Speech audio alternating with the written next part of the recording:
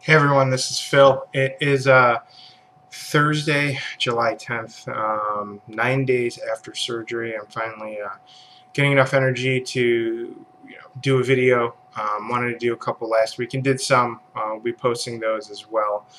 Um, it feels good to be back home. I got back home a few days ago, Monday night, and it was a pretty rough experience. It was an exciting and nervous experience. So I went in on July 1st, and that's when I actually had my surgery. And that was, it was kind of tough at one point saying goodbye to my family and my wife. And, I tried cracking some jokes and laughing as usual. And just spent the 24 hours before that just trying to get focused. I had some things came up that weekend, but just stay focused, stay positive. I had the surgery. It was, it was a successful surgery. They saved 80% of my kidney, which is more than they thought originally. And to think that if I wouldn't have done some extra research and talked to some others, I would have had been only one kidney, and that surgery would have been a couple weeks ago. So the process of surgery went well. I still have marks. I'm still all black and blue. You can see some marks there. Right there. Um, my fist is still, I don't know how in the world that got black and blue right here. Um, but basically, I had 14 IVs, I think, or stuck 14 times at one point, and that wasn't fun. Um, they usually, so more about the process is when they do the surgery, they actually blow you up full of gas. They use about 3 liters. But for my surgery, because I guess my trunk is so small and tiny, they were only able to get 1.5 liters in there. So they went ahead and filled it up, and then they took the robot, and I'll show you all of the fun things in a second here. The robot, they made a couple incisions, and then they used the robot to go in there and do all of the cutting and removing of everything that you needed. It was where the location was great, but they didn't know that it was attached to a blood vessel or something. It grew a lot of blood, which was, kind of crazy. So when they cut it, I just started bleeding everywhere, and because that's such a small trunk, they didn't have enough room. They couldn't see it, and they ended up clamping my kidney for about 30 minutes. And usually you don't do that, but they did. Not for that long, using the robot. So that's what they did, and um, you know, they took and cleaned everything up and moved me back out, removed the tumor. They're processing that with all the different spots. He said there were a lot of different regions, so they wanted to go ahead and look at everything and give me a better diagnosis of everything that was involved with it. So I was in ICU for a couple of days, and in those couple of days, I ended up getting four units of blood. I lost a lot of blood during the surgery, a little bit more than they expected, and just been recovering.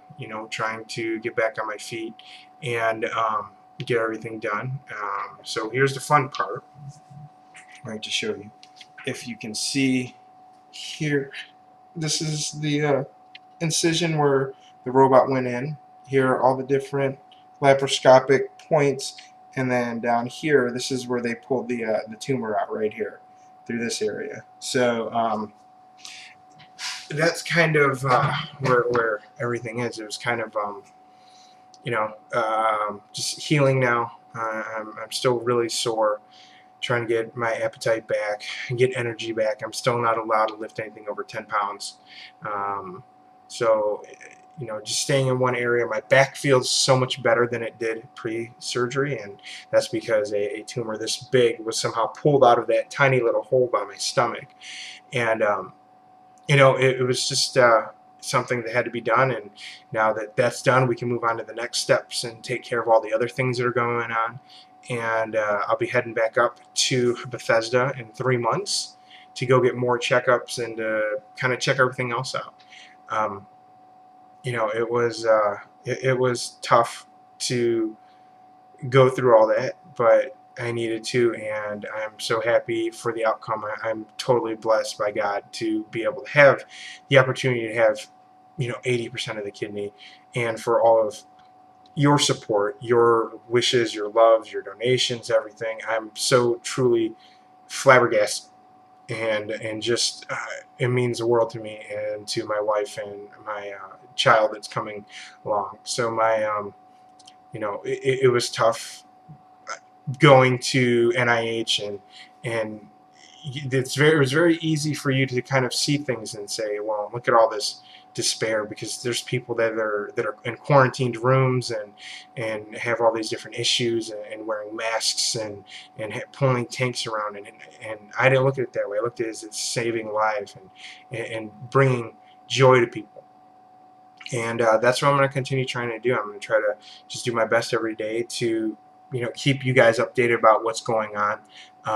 Again, I've had several people come to me that have either are going through similar surgeries and cancers, or decided to go get something checked out. And it's go ahead and do that, because your body's telling you something. And I want you to get the best help. If you're looking for resources, I have a ton of resources that I've developed. It's probably a little bit over 30 days since I actually reached out to smartpatients.com, and that was the website that kind of drew me into going up at Bethesda to get everything done. Another shout out is to caresync.com. I've been able to start getting all of my records on my phone, and I'm going to be able to carry those because I'm going to be using my local doctor is going to be at the Moffitt Cancer Center here in Tampa, and he's going to have access to everything, the latest and greatest about what's going on up at Bethesda, and that's going to be key. I mean, I'm very lucky to have not only NIH but the Moffitt Cancer Center. I mean, if I say I go back to Cleveland and I have to go to the Cleveland Clinic, I got a 1, 2, 3. I got the big three in cancer research and hospital groups to take care of me. So I'm very, very lucky and very blessed that way. So I just wanted everyone to say, I'm back. I'm getting more energy. I'll be more online. Just make sure you say hello to those. Reach out to someone that you usually don't talk to. Give a hug, maybe pay it forward. And I look forward to keeping you informed about what's going on and my healing process, and starting a lot of jumping jacks and miles and sprints and push-ups and sit-ups and all that fun stuff. So I hope all is well. I'll talk to you guys later. Have a great day. Blessed, and love you all. Take care. Bye.